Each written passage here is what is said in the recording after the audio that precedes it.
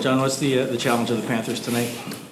Yeah, I think just obviously a very complete team. They've really carried over what they developed towards the end of last season and going all the way to the finals to doing what they're doing this year. Obviously, potent offensive team that forechecks really well and become extremely stingy defensively. So they show that in a lot of metrics and in the way they play. So definitely going to need our best tonight and. Going to be a competitive game and have to go out there, earn our ice, our space, our opportunities, and obviously defend strong. John, what have you liked in the past with Mitch on your right side and how that's worked for you guys?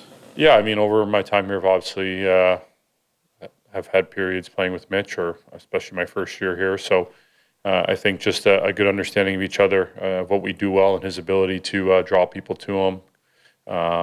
Be very deceptive and manipulate the opponent and try to use my ability to find open space and to find the areas where he can find me and I can get good looks or create more opportunities from there. So just playing off one another, reading his game and him knowing mine. I think we've always had good instincts playing off one another.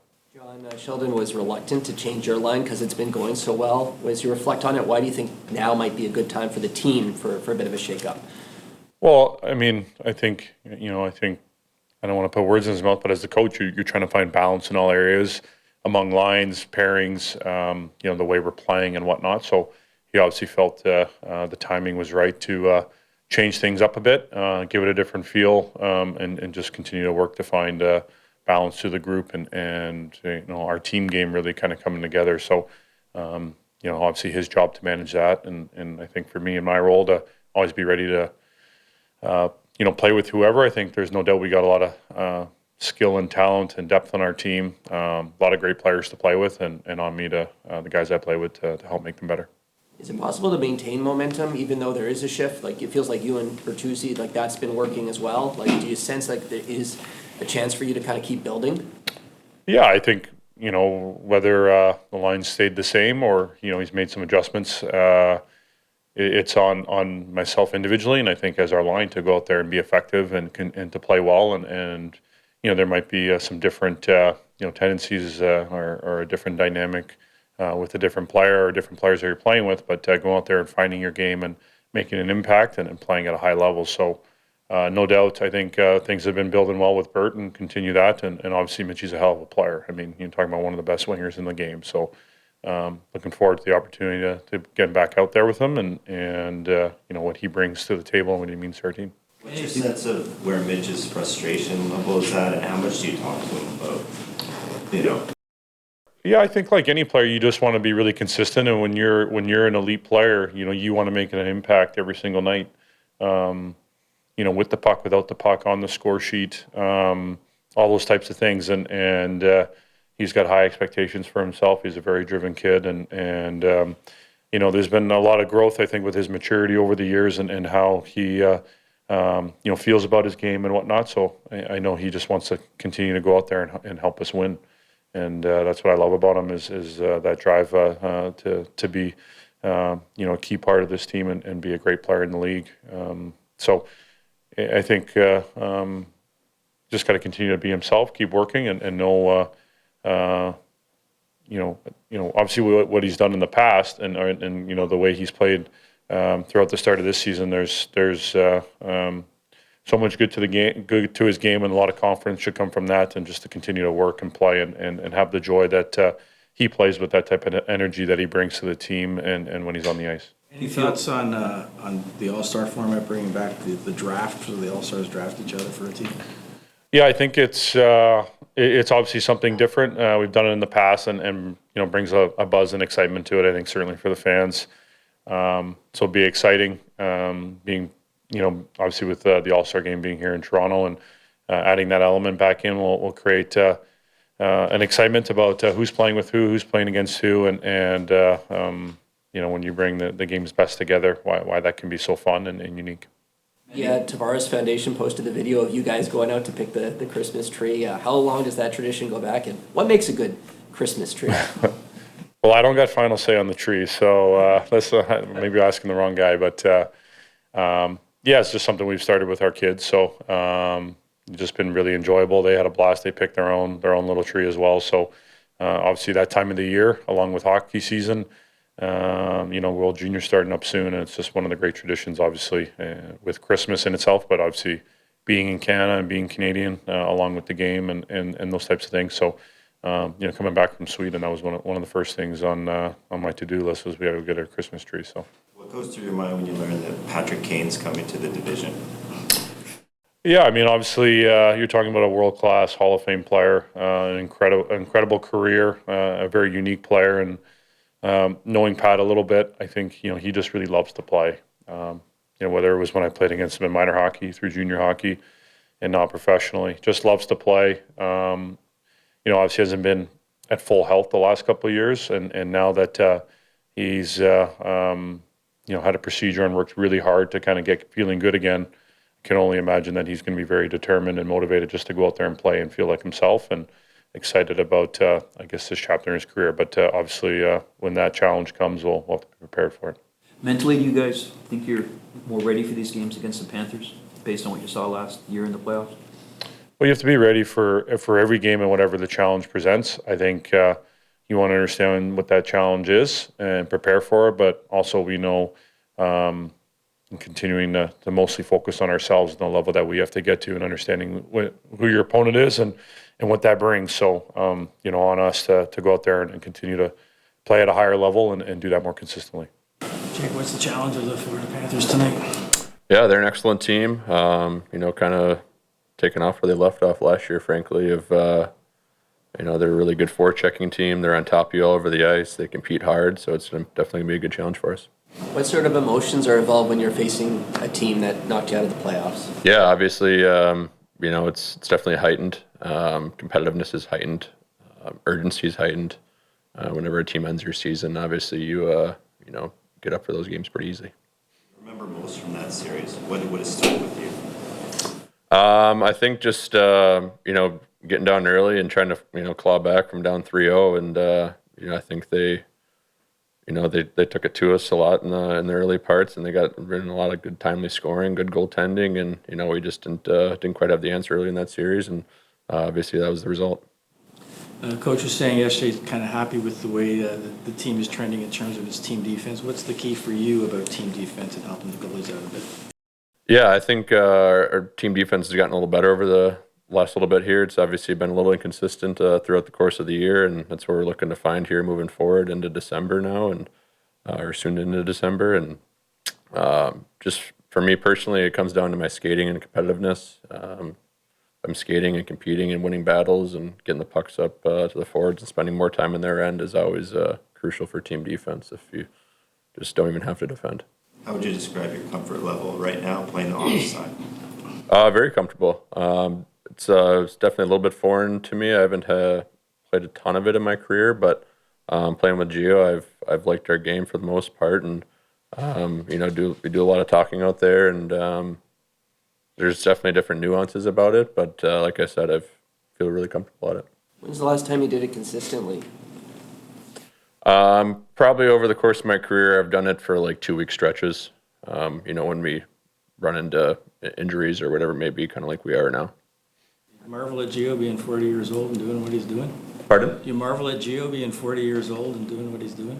Yeah, man, it's incredible. Over 1,100 games, taking every morning skate. He's a specimen, man, and he's committed. He's the ultimate pro. So it's pretty cool to not only just be a teammate but as a D partner right now.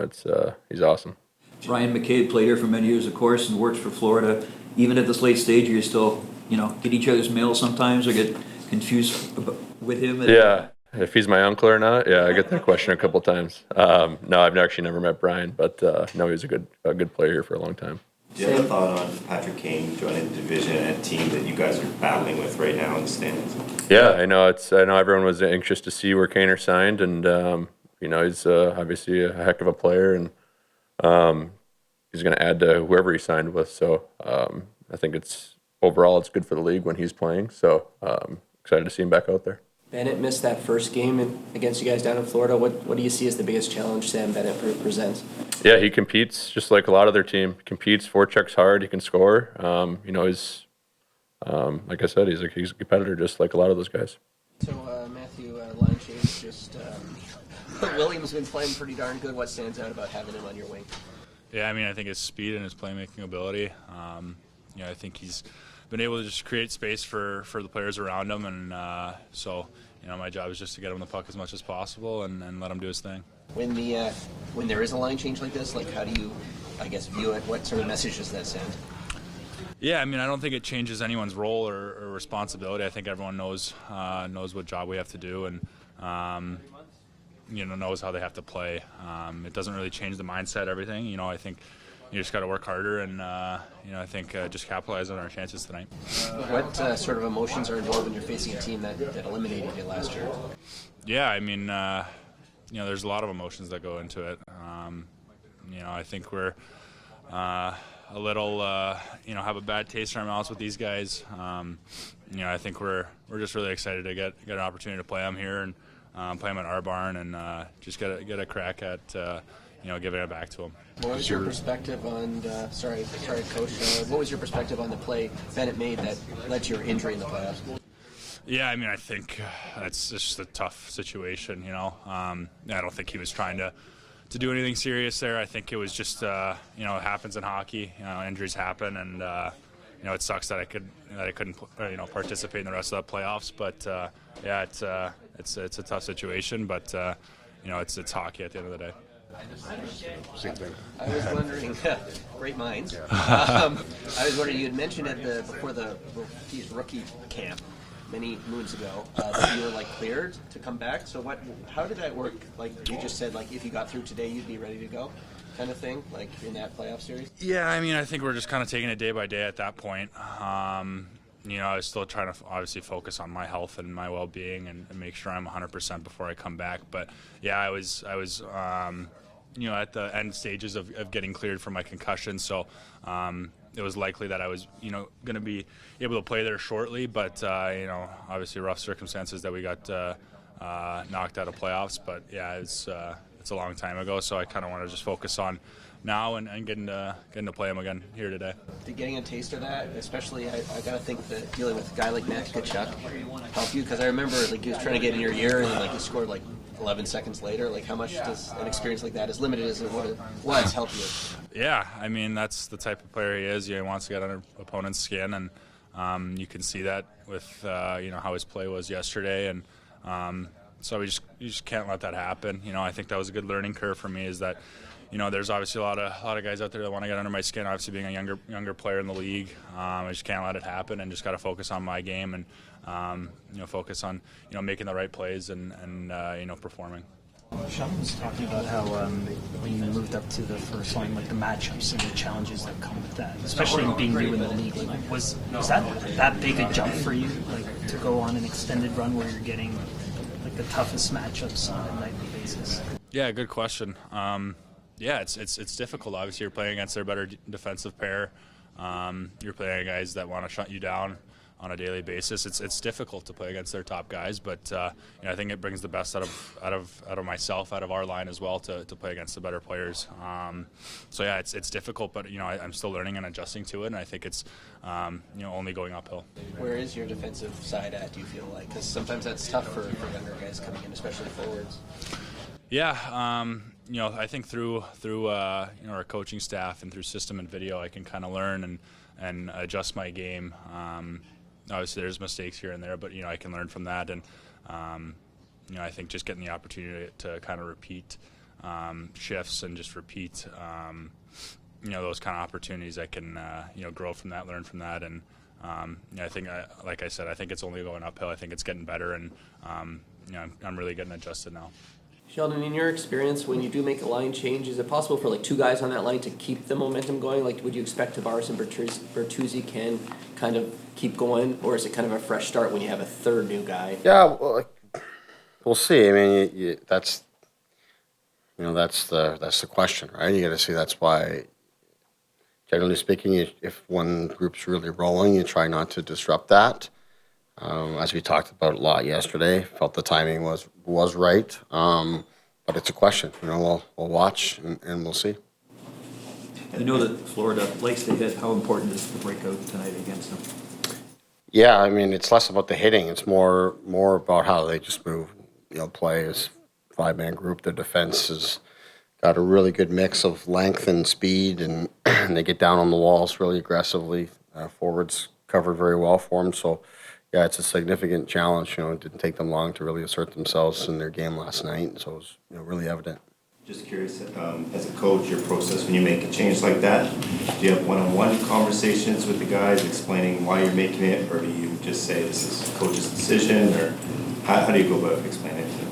It's way less of a ordeal as what you would want to make it. I just post the lines, check in with the guys, let them know after the fact, and that's it.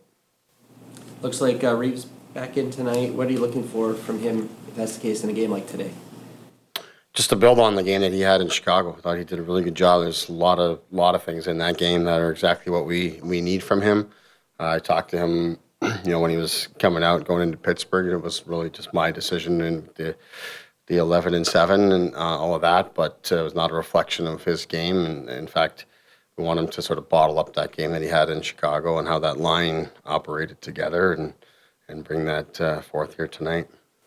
You talked a bit about Knies and being a rookie and dealing with the tough matchups. What's your sense of his defensive side and how that has been progressing this season? Yeah, I think it's good. He's a smart guy. His hockey sense is good on that side of it. Even last season, I learned that really quickly. He came in, not a lot of practice time, and it's the hardest time of the year. Last couple of games, regular season, right into playoffs, and he picked up the system real quickly, which tells me he's been well coached and he's got good sense defensively, and he's got good range, both with his speed and his size. So he closes quickly, he recovers quickly. Really defensively has never been a concern for him, whether it's the short time last year or throughout this season.